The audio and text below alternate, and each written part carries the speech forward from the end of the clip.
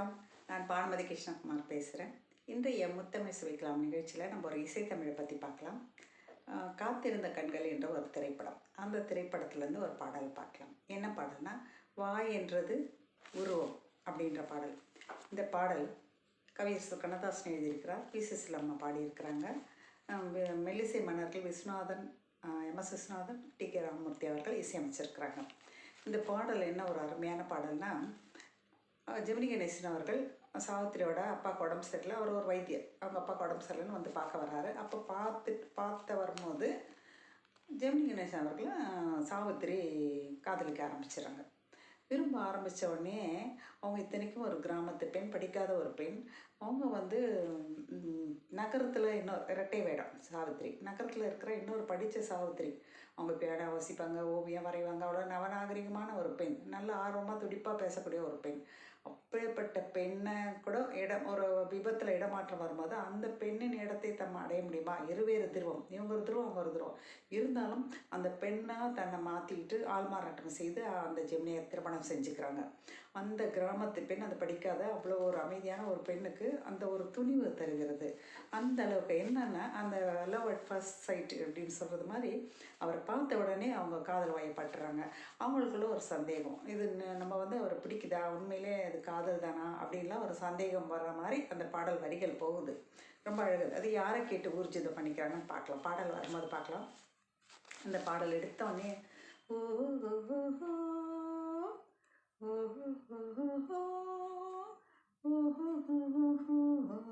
அப்படின்னு உடனே ஒரு வீட்டுக்கு பின்புறம் தான் இருக்கும். வேறு பெரிய எந்த ஒரு அலங்காரம், மேடை அமைப்பு, அரங்கமைப்பெல்லாம் இருக்காது. ஒரு வீட்டுக்கு பின்பக்கம் வந்து கிணத்தடியில் பாடினா எப்படி இருக்கும், அவ்வளோதான் இருக்கும்.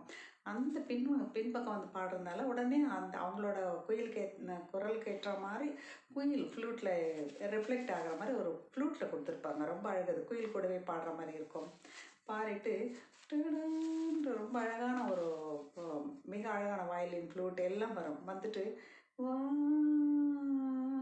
வா என்றது உருவம், நீ போ என்றது நாணம், பார் என்றது பருவம், அவர் யார் என்றது இதயம் அப்படின்னு உடனே ஃப்ளூட் ரொம்ப அழகான ஒரு ஃப்ளூட்டில் வரும். அருமையான ஒரு பாடல். வா என்றது உருவம். அந்த அவர் தூங்கிட்டு இருப்பார். அவங்க அப்பாவுக்கு வைத்தியம் பண்ணிட்டு களைச்சி தூங்கிட்டு இருப்பார். அப்போ இவங்க வந்து பார்ப்பாங்க. அவ்வளோதான். வா என்றது உருவம். அந்த முகம் வந்து அவரை வசீகரித்து இழுத்து தான். நீ போய் என்றது நாணம். அந்த நாணம் வந்து வேணாம், நீ போய் இதெல்லாம் செய்யாத, போயிடு அப்படின்னு சொல்லிச்சான். பார் என்றது பருவம். அவருடைய பருவம் அவங்கள பார்க்க தூண்டுதான். திருப்பி அவர் யார் என்றதையும் அதில் யாராக இருக்கும், ஏன்னா யாருன்னு கூட தெரியாது, யாராக இருக்கும்னு கேட்டது அப்படின்ற மாதிரிலாம் சொல்லிட்டு அடுத்த ஒரு வரியில் கவியரசர் பாடல் எழுதுகிறார். அந்த பாடல் வரிகள் வந்து மெட்டில் பொருந்தணும். அந்த மெட்டில் பொருந்தும் போது இலக்கண பிழை வரலாம். அதாவது கண் வருது, இதில் கண்கள்னு வரணும். ஏன்னா 2 கண் இல்லையா? அப்போ கண்கள்னு வந்தால் அந்த மெட்டில் அந்த வார்த்தைகள் பொருந்தி அமையாது. அப்போது கால்கள்னு வந்தாலும் பொருந்தி அமையல. அப்போ என்ன செய்யலாம்னா, நீங்கள் ஒருமையிலே எழுதிடுங்க. நான் வந்து எப்படியாவது அளபடை போட்டு மேக்கப் பண்ணிக்கிறேன். அந்த நீட்சியை வந்து அளபடைன்னு சொல்லுவாங்க இலக்கணத்தில். அந்த மாதிரி அளபடைகள் போட்டு நான் நீட்சியாக கமகம் கொடுத்து பாடிக்கிறேன். அப்போது அந்த பன்மைத்தன்மை வந்துவிடும், ஒருமையிலேருந்து பன்மைத்தன்மை வந்துவிடும் என்று மெல்லிசை மாமன்னர் சொல்லியிருக்கிறார். ஏன்னா இது அப்படி தான் தெரியும். ஏன்னா அது வரிகள் வந்து ஒருமையில் இருக்கும், பன்மைக்கு வர வேண்டிய இடத்துல ஒருமையில் இருக்கும். ஆனால் அது அளபடை போட்டு நீட்டித்து பாட வைத்திருப்பார். இது ஒரு இலக்கணத்தை சமாளிக்கிற ஒரு விதம். இது இசைன்னு நம்ம சொல்லலை. இசை கூட இவ்வளோலாம் கூட செய்ய வேண்டியது இருக்குது. அதை செஞ்சு இருக்கிறாங்க. அதுக்கு ஒரு ப்ரூஃப் இந்த பாடல். அதுதான் கண் கொண்டது மயக்கம், கொண்டது கண் தான் சொல்கிறாரு. அப்போது 2 தடவை பாடுவாங்க. இரு கால் கொண்டது தயக்கம். இரு கால்கள் தானே வரணும், கண்கள் தானே வரணும்.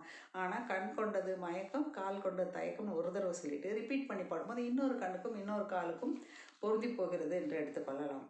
திருப்பி அந்த கண் 2 அந்த மல்டிபிளாக அந்த அளபடைன்னு சொல்கிறது மல்டிபிள்ஸ், அது போட்டோம்னா அந்த ப்ளூரல் வந்துடும். அந்த பன்மைத்தன்மை அந்த இசைனால் இலக்கணத்தை கொண்டு வந்துடுறது. இது ரொம்ப அழகான டெக்னிக். இது இரு கால் கொண்டது தயக்கம், இது உண்மைதானான்னு சொல்கிறவங்களுக்கு இப்போ அடுத்து வர்ற வரி சொல்லுது, மனம் கொண்டது கலக்கம். ஏன் மனம்னு ஏன் சொல்லலை, ஏன் அளபடை ஏன் போடலைன்னா, அந்த கண்ணுக்கு அளபடை போட்டாங்க, காலுக்கு அளபடை போட்டாங்க. ஆனால் மனம்னு வந்து அப்ரப்டாக நிறுத்துறாங்க.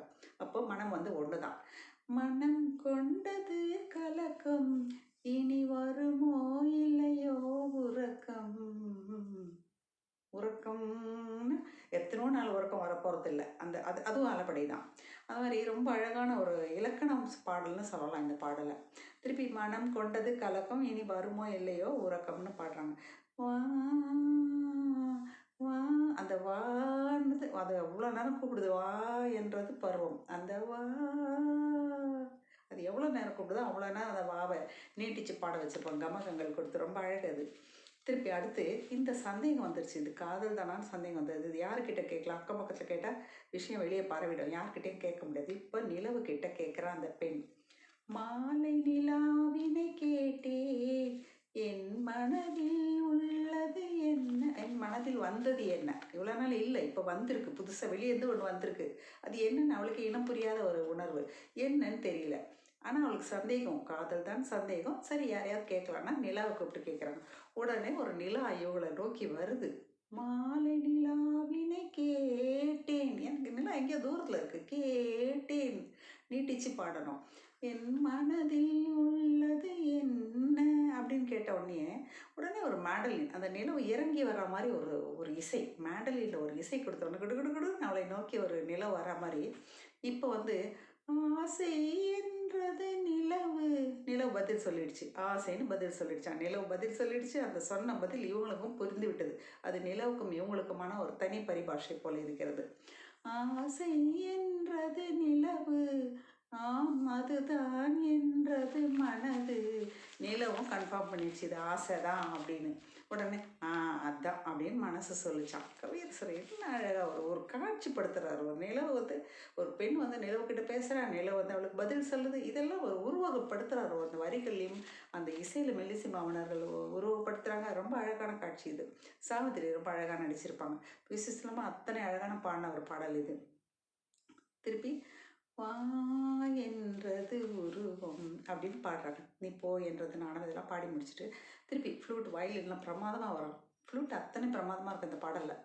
திருப்பி ஏதோ ஒரு வகை எண்ணம், அதில் ஏதோ ஒரு வகை இன்பம், ஏதோ ஒரு எண்ணம் ஏதோ ஒரு இன்பம். ஒரு நாள் ஒரு முறை கண்டேன், அவர் உயிரை தொடர்ந்தே சென்றேன். ஒரு நாள் ஒரு தடவை தான் பார்த்தாங்க அவரை. அதோட இவங்க உயிர் அவரோட உயிரை தொடர்ந்து போயிடுச்சான். இப்போ இவங்கக்கிட்ட அவங்க உயிர் இல்லையா.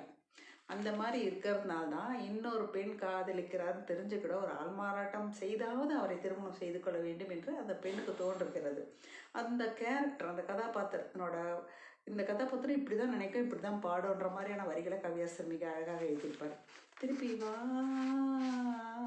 வா என்றது உருவம், அந்த உயிரை தொடர்ந்தே சென்றதை ஒரு கமகம் நீட்டியிருப்பாங்க. அவர் உயிரை தொடர்ந்தே சென்றேன் வா, அப்படி போகும் அந்த பாடல்.